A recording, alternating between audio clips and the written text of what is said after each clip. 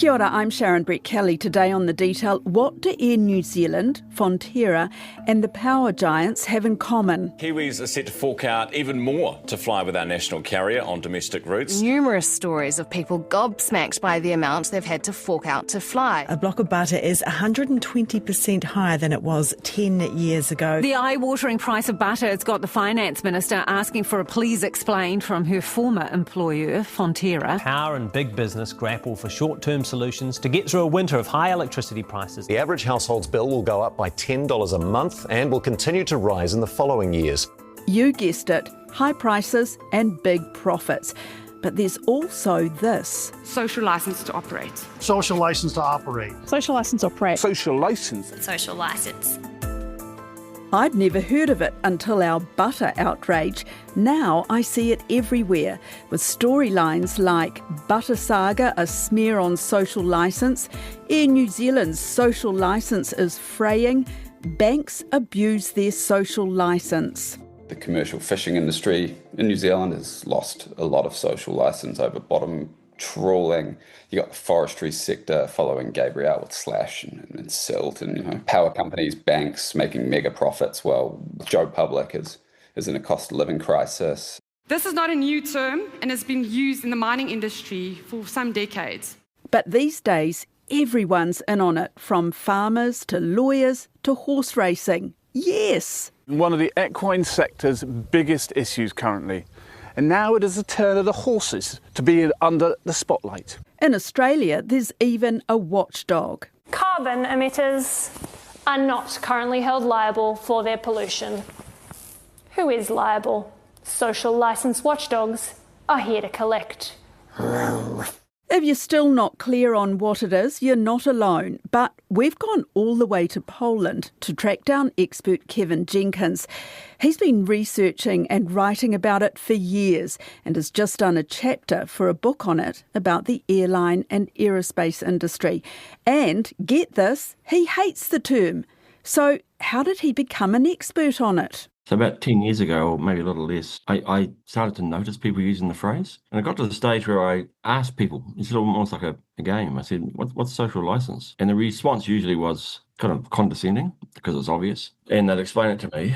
And what I discovered is, it's a bit like economists, right? 3 economists, 4 opinions. 3 people, 4 or 5 opinions about what social licence is. And I started to research it, and that led to me writing a behemoth of an article for Victoria University called Can I See Your Social Licence, Please? What I found, the very first use of the phrase was in 1996, and it was by a corporate mining company in the Philippines. A horrible, horrible disaster happened where a retaining bank, whatever, I forget what they're called, but when the banks, all the nasty stuff goes into, and a dam gave way and flooded a whole bunch of villages, and people were died and horrible things happened.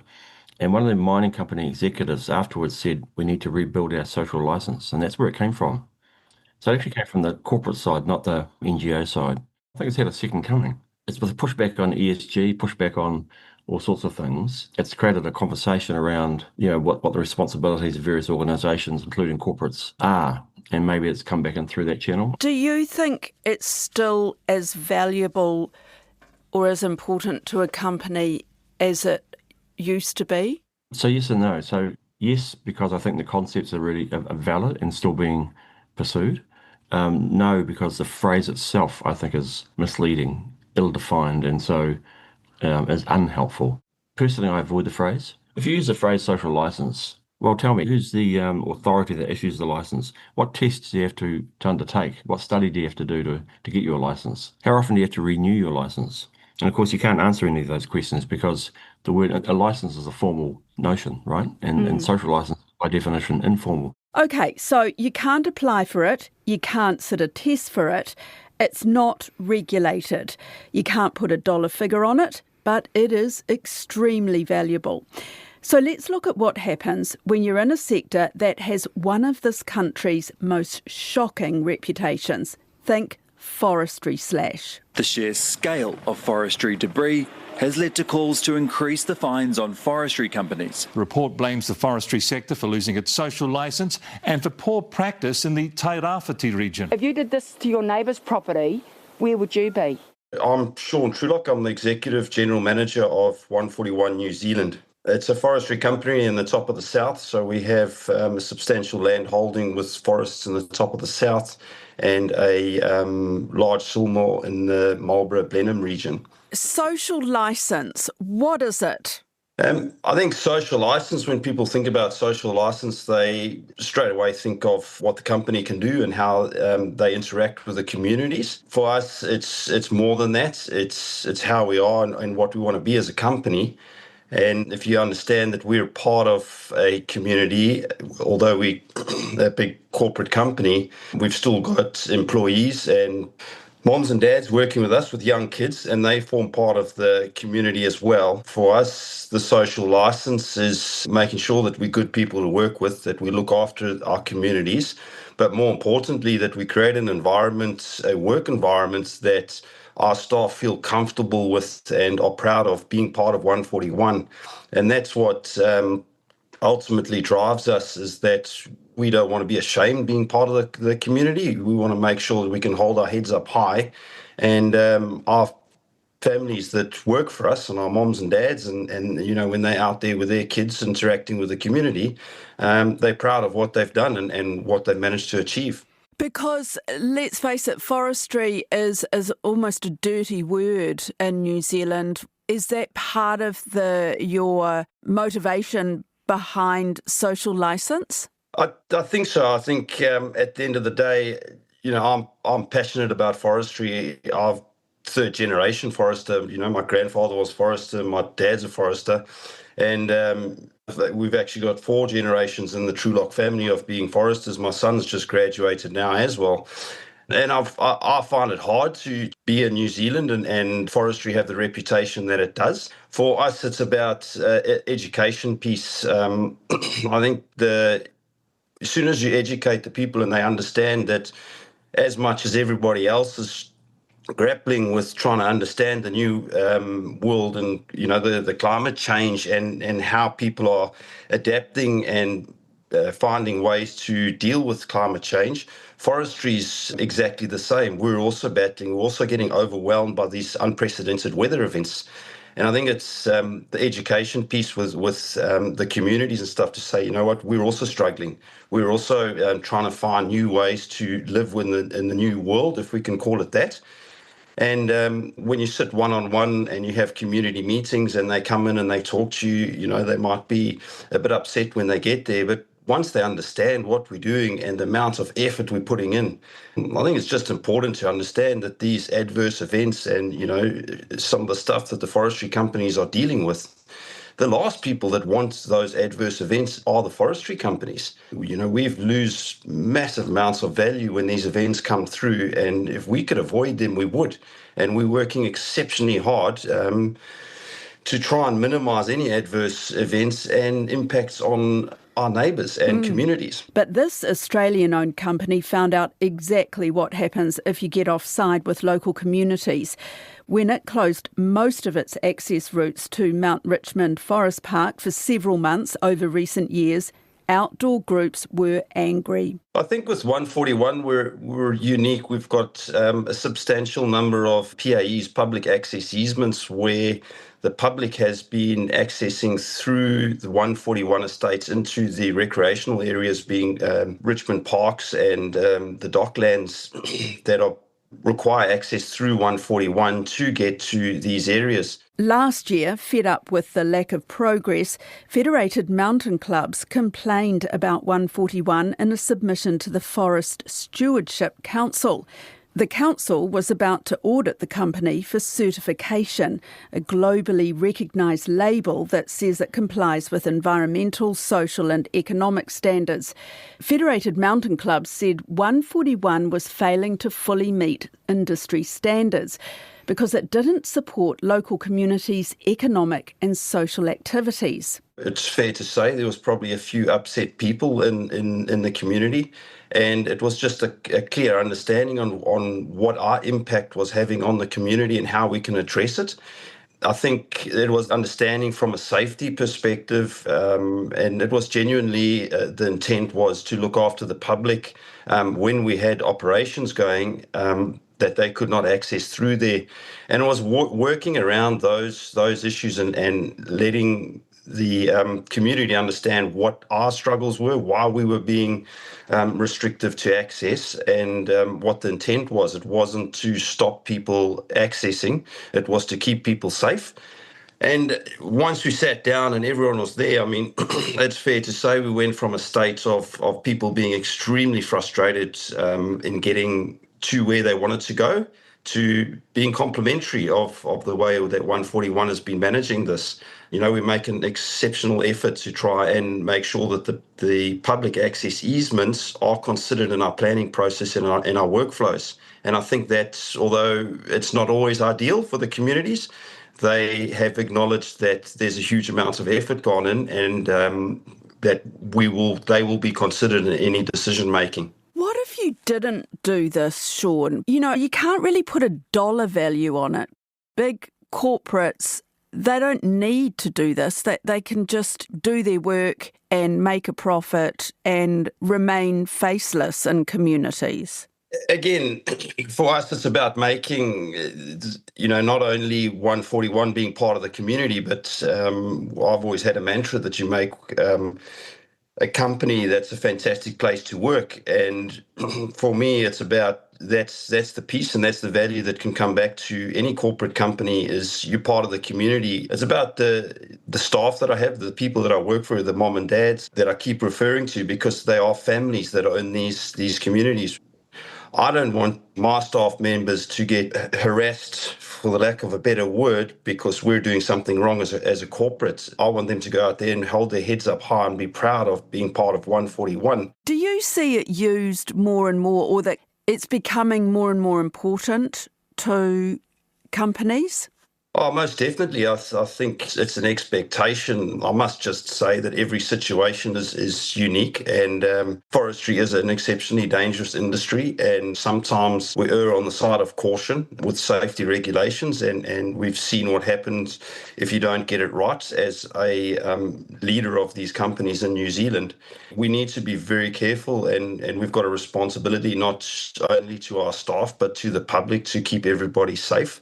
And there needs to be that understanding between communities and the forestry companies that ultimately, if the decision is made that the risk is too high, then that needs to be accepted. There needs to be that appreciation that we're trying to look after people in 99% of these situations. The concept might be hard to grasp, but my newsroom colleague, business reporter Andrew Bevan, says it matters a lot to corporates. Oh, absolutely. This is something that directors and board members, the Institute of Directors, are really big on right now, that they are thinking about this. And as intangible as it is valuable because you want to have people behind you. Say you want to go to the council to, expand a resource consent for something. Well, if people hate what you do, they're going to push back on that. And that limits your ability to do your business how you want to do it. Tell me about the story that you did about the Australian government rushing to introduce some sort of protection after millions of fish deaths in Macquarie Bay. Stinking extinction salmon. There's bright lights and noise. You can always hear the low hum of that of an evening when you're sleeping. Her frustrations grew early last month when oily fish globules started washing up on several local beaches. The congealed material was linked to an unprecedented fish death event caused by a bacterial outbreak. This is a prime example of losing social licence. So the farmed salmon industry in Tasmania is it's big business, and particularly for the Tasmanian economy, it's huge. So they are seeing, it's mainly done in this sort of a couple of harbours, and they're seeing these mass mortality events in these harbours and really intense environmental degradation and, removing oxygen from this water. It's put species of stingray close to extinction. And so the general public's, we don't want this. And that's, Australians sort of across the country, there's a bit of an outcry. And instead of that social licence issue damaging what's going on, it ended up with the Labor government over here rushing in regulations to secure the future of these salmon farming. So there needed to be a regulatory intervention because social licence had been lost to that degree. And there are a lot of parallels with New Zealand. We've seen salmon die-offs and aquaculture at the top of the South Island. So I think it is an interesting one for all of New Zealand to watch. So what you're saying is that it's very valuable. You can't put a figure on it, and it's not like it's a law. It's not like you have to adhere to a social licence. But then if you don't have that social licence, then a government might step in and regulate. I think it's more likely for there to be government intervention because, look, you can win votes. If people don't like something, you do something about it. You know, that can be a vote winner. With an election looming, the Albanese government, supported by the Coalition, last month changed Australia's environmental laws to protect salmon jobs on the West Coast, sparking fury on the Senate floor. So, yeah, it is important for continuing operations to maintain a good social licence. I mean, think of Ports of Auckland. You know, they had a really terrible record of workplace injuries, death, poor financial delivery. And the new management basically fronted up, admitted things were wrong, said we're going to change it. And, you know, they're making movements on both fronts. And now, you know, they've secured their future on the location they have with the council. People are more accepting of there being this organisation taking up all this prime waterfront land because, you know, they're doing good things. And by the way, if you want to know more about the Port of Auckland story, my colleague Amanda Gillies did a podcast on it a couple of weeks ago. But that story of getting everyone back on side perhaps explains why a social licence to operate is a big topic right now for the Institute of Directors. But Kevin Jenkins says it's not new.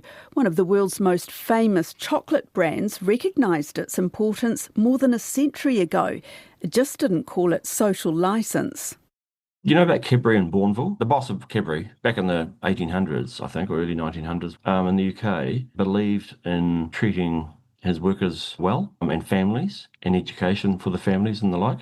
And so he built villages, or at least one village, Bourneville. So the point that I'm trying to say is that if you think through history, there's lots and lots of examples of companies who have chosen to invest beyond the minimum to maintain short-term shareholder profits. And that's partly, I think, it's a philosophy, but it's also, you can argue, it gives you a longer-term, multi-generational view of return on investment.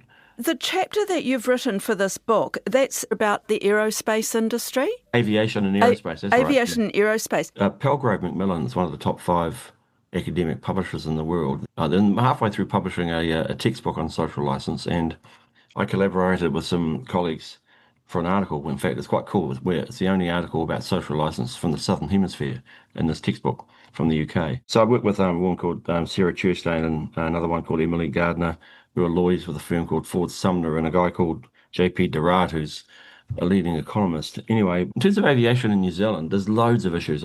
One is that's high profile lately. Politicians have been commenting on it, and others around regional connectivity.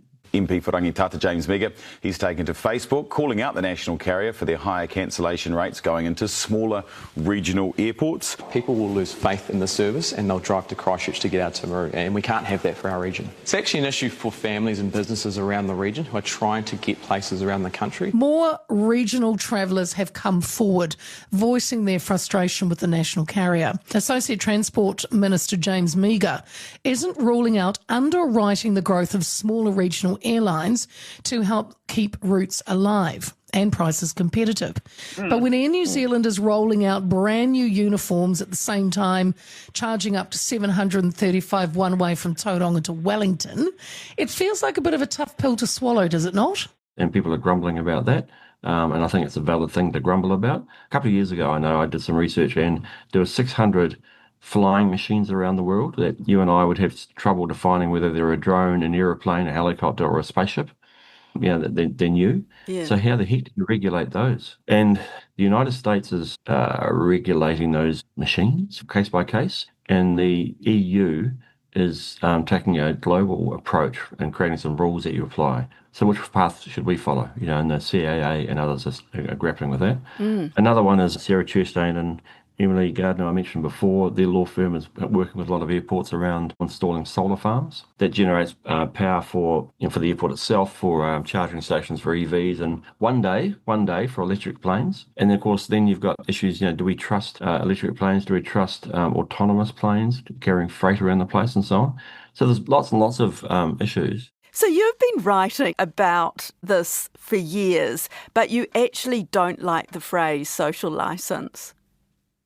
That's right, because it's sloppy, I think, as opposed to saying, have you lost your social licence? I would say, have you lost your community or your shareholders or the regulators, whoever it might be? Have you lost their trust and confidence? And I think in most cases you can say that, not in every case, but trust and confidence, I think, is a clearer way of saying what a lot of people are trying to say. The Institute of Directors in their quarterly magazine called Boardroom has published an article I wrote around risk management, and basically I'm reasonably sceptical about a lot of risk management in New Zealand. I think there's a lot of nonsense talked, and when you raise that with people, it's a bit like social license. Nowadays, a lot of people will agree. So when I was writing that article for the Victoria University a few years back, I talked to a few people, as I said, and I did encounter the odd, more than a good handful of senior people, chief executives and the like, who said, "Nah,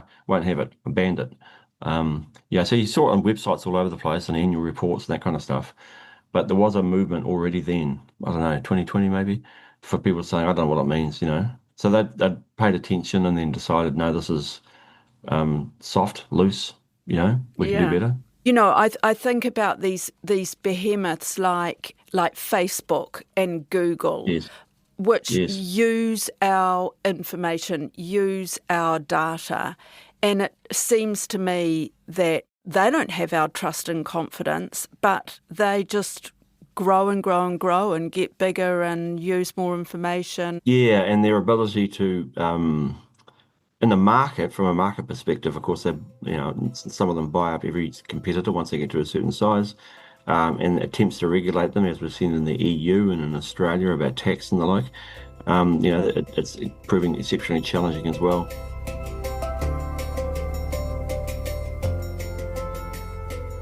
That's it for today. The Detail is a newsroom production supported by RNZ and New Zealand On Air. This episode was engineered by William Saunders and produced by Alexia Russell. Thanks to Andrew Bevan, Kevin Jenkins and Sean Truelock. I'm Sharon Brett Kelly. Mā te wā.